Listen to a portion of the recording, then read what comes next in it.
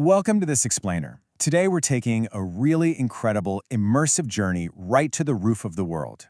We're going to explore one of the oldest continuous living relationships between people and the natural environment. We're talking about the sacred mountains of Tibet. And specifically, we're going to dive into why Tibetans don't just admire nature, but actually worship it. Believe me, this perspective is going to completely change the way you look at a mountain. So, to get us started, I want you to consider a pretty fascinating paradox. We live in a world where human instinct kind of dictates that if there's a massive, towering peak, well, we just have to conquer it, right? We've got to plant a flag right at the summit. But our source material highlights a glaring exception to this rule. What mountain is no one allowed to climb? Just think about that for a second. In an age of extreme sports and commercial mountaineering, there's a legendary peak out there that remains entirely untouched at its summit. Literally no one climbs it. And the answer? It's Mount Kailash. Now, what's really interesting about this slide is that this mountain remains unclimbed out of love, not law. This isn't a situation where the local police have set up barricades at base camp or there's some massive legal penalty keeping mountaineers away. No, this boundary is respected entirely out of deep, unwavering devotion. People refuse to climb it simply because they love and revere it way too much to ever step on it. But why? Well, that brings us to Section 1, Mountains as Living Deities. To really understand the devotion surrounding Mount Kailash, we have to grasp the fundamental Tibetan worldview when it comes to their geography. You see, they don't look at a mountain and just see a giant mass of inanimate rock, snow, and ice. Our source material introduces us to this absolutely crucial concept, Yul La, which literally translates to land gods. In Tibetan belief, the mountains are actually home to these incredibly powerful spirits. Each specific region has its own protector mountain. And these spirits, they aren't distant or abstract at all. They're intimately connected to daily survival. They're believed to actively guard the local people, protect their livestock, and ensure the success of their harvest down in the valleys below. The mountain isn't just a rock, it's a living, breathing guardian. And this brilliantly illustrates just how massive the spiritual gravity of Mount Kailash really is. It's a rare global anomaly, because it's not just one religion that holds this peak sacred. It's 4 major world faiths simultaneously. For Tibetan Buddhists, it's the literal home of the tantric deity Demchuk. For followers of Bon, which is Tibet's indigenous religion, Kailash is nothing less than the sole mountain of the entire world. And remarkably, both Hinduism and Jainism also consider it a deeply revered sacred site. It's literally one of the only places on our entire planet that acts as a spiritual magnet for 4 distinct traditions at the exact same time. So yeah, no wonder no one dares to trample its summit. Moving right along to Section 2, Pilgrimage and the Kora. So if you possess this immense reverence for a mountain, but you absolutely cannot climb it to show your devotion, what's the alternative? How do you interact with it? The answer is the Kora, a sacred circumambulation that essentially means the ritual of walking around a holy site as a supreme act of devotion. Pilgrims will travel from all across the vast, freezing Tibetan plateau, sometimes journeying for weeks on end just to reach the starting line of this ritual. The whole point is they don't go up, they go around. But let's be super clear about what going around actually means here. 52, that's the number of grueling kilometers that make up the path around Mount Kailash. We're talking about a 52-kilometer trek at an incredibly high, totally oxygen-depleted altitude. Look, just doing this as a standard hike would be exhausting for a highly fit athlete.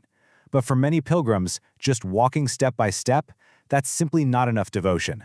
Many pilgrims actually choose to complete those 52 kilometers by performing full-body prostrations. Let's walk through the mechanics of this together. Step 1, you lie completely flat on the freezing, rocky ground. Step 2, you stretch your arms out and mark the spot where your fingertips reach. Step 3, you stand back up. And Step 4, you walk only to that marked spot. And you repeat the entire process, over and over and over again, for 52 kilometers. It's a brutal, visceral journey that can take almost an entire month to finish. Now you might be wondering, why on earth would anyone willingly put their body through that kind of punishment? It all comes down to a profound promise of spiritual purification. According to the source material, completing just one single Kora around Mount Kailash, just one, is believed to completely cleanse the sins of an entire lifetime. All your past wrongs completely wiped clean by this immense physical and spiritual sacrifice. But it actually goes even further than that. 108. If a pilgrim can manage to complete 108 Koras around the mountain, it's said that they'll be granted full enlightenment in this very life. When you frame it with those kinds of stakes, you can really see why this isn't just a hike. This is, for sure, one of the most physically demanding acts of faith anywhere on the planet. Let's move to Section 3, Tibet's living landscape, and see how this builds. While Mount Kailash is the ultimate focal point, this deeply ingrained reverence absolutely does not stop at the mountain peaks. We need to zoom out a bit. In Tibetan cosmology, it's not just the mountains. The entire landscape is alive. Take Lake Manasarovar, for example, located right beside Kailash. It's not just a nice pretty lake. It's considered the absolute purest body of water on Earth, believed to have literally been created from the mind of the god Brahma. Then you have the mighty rivers, like the Indus, the Sutlej, and the Brahmaputra, which all begin near Kailash. They're revered because they flow from a sacred source to nourish millions of people across Asia. And it even comes down to the micro level. Local landmarks like a simple boulder, a freshwater spring, or a grove of juniper trees are all treated as the literal homes of spirits. The local villagers will carefully avoid disturbing certain slopes, and they'll actively burn juniper as a respectful offering. Every single inch of the earth is respected. Which brings us to Section 4, a spiritual view of nature. So, what does this all mean? What's the broader philosophical takeaway here? How does this ancient worldview compare to our modern relationship with the Earth? Well, on one side, we have the dominant modern view. The Earth and its resources are essentially a massive inventory, simply there to be used, extracted, and consumed by us. But contrast that with the Tibetan view we've been exploring today. The land is a sacred neighbor. It's something to be lived with, not just used. It's older, wiser, and honestly more powerful than we are.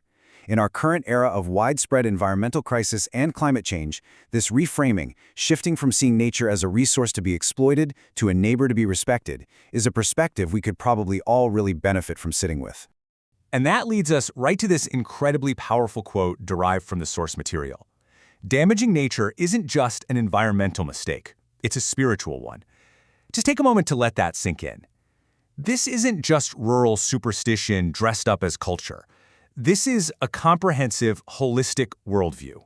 When a mountain is a deity and a river is sacred, polluting them isn't just a regulatory violation or a fine. It is a deeply spiritual transgression.